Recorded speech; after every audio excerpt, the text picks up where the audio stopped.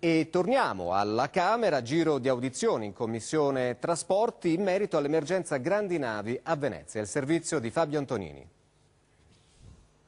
Stop ai giganti del mare in laguna, senza però mettere in crisi un settore, quello legato alle navi da crociera, che dà lavoro ad oltre 3.000 persone, senza contare l'indotto, e con un fatturato di circa 500 milioni di euro l'anno. La soluzione, hanno detto il sindaco di Venezia Orsato e il governatore del Veneto Zaia, potrebbe essere quella di applicare subito il cosiddetto decreto Clini-Passera, che vieta alle navi superiori alle 40.000 tonnellate di passare davanti Piazza San Marco.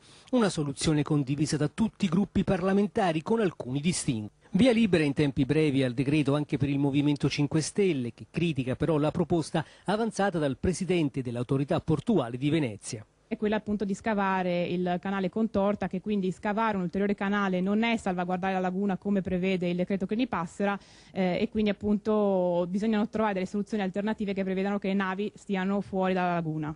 Una soluzione individuata dal governo è quella di introdurre il numero chiuso per il passaggio delle navi davanti San Marco e nel canale della Giudecca.